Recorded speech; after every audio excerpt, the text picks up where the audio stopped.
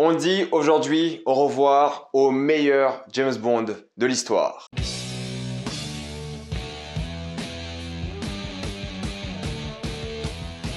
Mourir peut attendre. Comme d'habitude, jusqu'à la minute indiquée dans le titre de la vidéo, il n'y aura pas de spoilers, quand vous êtes tranquille, après on va tout spoiler. Mourir peut attendre est la suite directe au film Spectre. On va retrouver James Bond avec sa nouvelle compagne Madeleine jusqu'au moment où il va se faire attaquer de nouveau par l'organisation Spectre. Et c'est là que va se révéler un nouveau méchant qui veut lui causer de nombreux problèmes. Synopsis encore une fois un peu bancal pour justement éviter de trop spoiler l'intrigue du film. J'ai eu peur en commençant ce film parce qu'au fait, le film commence en français. Et pendant un moment, je me suis dit, j'ai peut-être pris une séance VF et j'étais pas bien pendant les premières minutes du film. Donc si vous êtes stressé, vous pensez vous avoir trompé, le film commence en français, sans sous-titres. Et ensuite, ça arrive avec les sous-titres, l'anglais, etc., etc. Mais pendant une petite seconde, j'ai eu un peu peur. Mourir peut attendre est le dernier James Bond avec Daniel Craig. Voilà, c'est la fin pour lui. On le sait depuis longtemps, il s'est confié sur ce rôle depuis quelques mois maintenant. Le film aurait dû sortir il y a maintenant des années. C'est triste à dire, mais il y a des années. Et pour moi, Daniel Craig restera le meilleur James Bond. Après, ça reste aussi le James Bond de ma génération. J'ai grandi avec Casino Royale. Casino Royale, le meilleur film James Bond. Peut-être je vous en ferai une critique bientôt parce que là, je suis dans ma hype James Bond. Pour moi, c'est le meilleur James Bond. Là, encore une fois, il est magistral, il est superbe, il a un vrai jeu d'acteur, il est incroyable. Il est en même temps très confiant, mais très émouvant. Il arrive à vraiment projeter une image d'un Bond qui reste tout de même fragile à certains endroits de sa personnalité, de sa personne, et en même temps confiant, fort, talentueux. Bon, des fois ça exagère un peu, hein. Dans ce film, il va tuer genre des dizaines de personnes, c'est un peu facile. Il y a quelques facilités scénaristiques par rapport à ça, au nombre de personnes qu'il tue, au nombre de balles qu'il évite. Il y a des facilités scénaristiques, c'est évident, c'est un film James Bond, on les accepte. Il y a quelques trucs qui t'énervent un peu, voilà, parce que tu dis c'est un peu trop facile, ils auraient dû faire ça différemment. Mais globalement, c'est vrai que ces facilités scénaristiques sont là pour créer l'émotion. Et l'émotion, il y en aura, c'est l'un des films Bond les plus émouvants, je pense, et je les ai vraiment tous vus. Et c'est vrai que là on est sur un Bond voilà qui va en surprendre je pense quelques-uns. Et ça qui est intéressant, c'est que c'est d'un côté un James Bond très classique. Vous avez vraiment les classiques James Bond, les gadgets, voilà le côté femme fatale, le côté James Bond confiant qui part en mission, le martini, la voiture. On va vraiment passer par toutes les cases du James Bond. La fameuse scène d'introduction qui est bien reproduite cette fois-ci, et ça surprend un peu parce qu'ils ont toujours essayé de changer un peu les codes de la scène d'introduction avec le pistolet. Là ils ont fait un truc très sympa par rapport à ça. Donc vraiment c'est un film très classique, mais en même temps qui change quelque chose, qui va en surprendre plus d'un peut-être, parce que pour un James Bond très classique, il fait quelque chose assez surprenante. Peut-être quelques puristes vont gueuler, moi je trouve que c'était des choix assez intéressants, on en parlera évidemment plus tard en spoiler. Mais globalement voilà, si vous voulez voir un film James Bond d'aventure comme vous connaissez James Bond, vous allez la voir sans aucun problème. Pour parler un peu de James Bond, il y a évidemment de grandes scènes d'action. Moi je trouve que la scène d'action au tout début reste la meilleure en Italie. Il y en a d'autres qui sont vraiment très impressionnantes, tu vois que c'est des vrais cascadeurs, tu vois que c'est des vrais véhicules, tu vois qu'il y a des effets spéciaux, mais c'est vraiment pour embellir les cascades. Donc c'est un vrai plaisir de voir ces chorégraphies de voitures, de course-poursuite, de scènes d'action, de combats à main nue. C'est vraiment très plaisant du point de vue de l'action. C'est bien mis en scène. Voilà, il y a des beaux plans, des plans dynamiques, il y a une vraie diversité des plans, il y a des plans magnifiques aussi. Ça joue sur les couleurs, ça joue sur les paysages, ça joue sur la brume, ça joue sur plein de trucs. Au niveau de la mise en scène, il n'y a rien à dire. C'est de une magnifique à regarder. Vraiment, il y a de beaux paysages vraiment splendides et il les met bien en valeur. Et de deux, vraiment, les scènes d'action sont super lisibles. Il y a des voitures de partout, ça explose. C'est moins grandiose que Spectre, peut-être. C'est peut-être plus intimiste à certains moments ici, mais ça fonctionne du tonnerre, il n'y a aucun souci là-dessus. Mais même si les scènes d'action sont vraiment bien, et le film est vraiment bien foutu visuellement, et il y a des vrais plans, il n'y a pas de souci là-dessus, pour moi, James Bond, c'est avant tout les personnages. Tu te rappelles des scènes d'action, tout ça, mais tu te rappelles un peu des personnages, ça qui est cool dans James Bond. Si t'as pas un bon méchant, bah forcément, ton James Bond, il tombe un peu à l'eau. Pas totalement, mais un peu. Et là, c'est vrai qu'il y a deux méchants, donc on le savait depuis longtemps, ça, il y a donc Blofeld, interprété toujours par Christophe Waltz, qui est toujours bien, j'ai envie de dire, mais c'est clairement pas son film à lui, et aussi Rami Malek, qui joue Safin. Safin,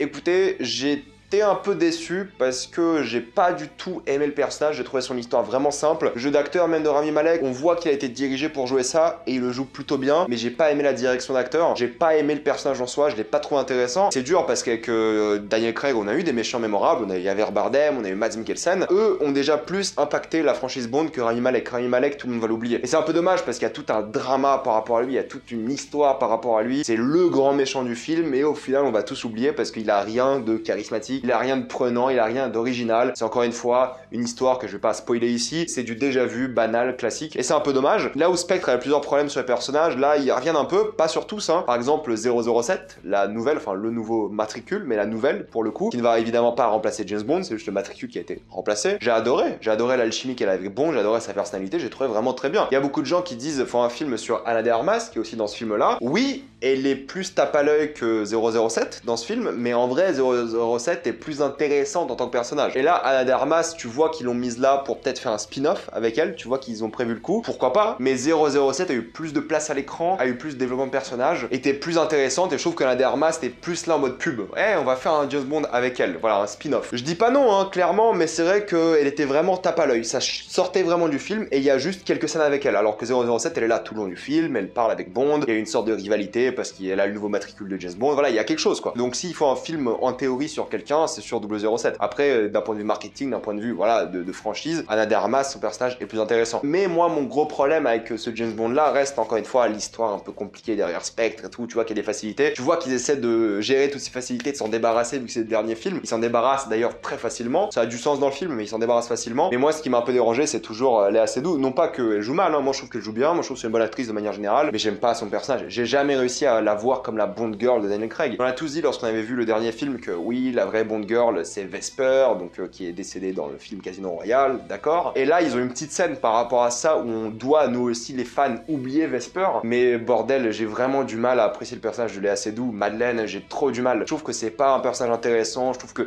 c'est encore une fois trop alambiqué dans l'histoire, ce qu'elle signifie pour lui, ce qu'elle signifie dans l'intrigue. C'est un peu compliqué. Alors oui, il y a des scènes émouvantes avec elle, oui, il y a des scènes touchantes, d'accord, et faire un bon taf, hein, je sais pas la faute de l'actrice, mais je trouve que son personnage, bah, depuis Spectre, je sais pas, j'y arrive pas. Moi, j'ai jamais vraiment trouvé que c'était la Bond girl la plus appréciable. Pour moi, M, qui était la Bond girl de Skyfall, quand même, était bien meilleure d'après moi. Même si c'était pas une romance, pour le coup, il y avait quelque chose où c'était vraiment la Bond girl du film. Là, c'est vrai que bon, ok, ça passe, mais je vais pas m'en rappeler. Après, un souci, c'est que c'est le film James Bond le plus long, si je dis pas de bêtises, 2h43, c'est un peu long, c'est vrai. Je dirais pas que je me suis ennuyé parce que j'ai profité de chaque instant avec les derniers moments de Daniel Craig, mais c'est un peu long. J'ai pas regardé ma montre ni rien, je me suis pas ennuyé, mais c'est vrai qu'il y a quelques longueurs, et je pense que si ce n'avait pas été le dernier film de Craig, j'aurais peut-être été plus ennuyé par le film. Mais là, vu qu'il joue la case émotion, vu qu'il joue la case vraiment dernière aventure, dernier Bond avec lui, j'ai pu accepter que le film traîne un peu en longueur. C'est pas la chose la plus insupportable, c'est pas ce que je vais vous dire pour vous déconseiller d'aller voir ce film, mais c'est vrai qu'il y a des longueurs. Hans Zimmer est à la musique, super travail, encore une fois, c'est un héros ce mec, il est vraiment génial, il y a rien à dire là-dessus. On va voyager, c'est un film d'aventure, encore une fois, pas de problème. On va avoir de l'émotion, vous allez ressentir vraiment des vrais moments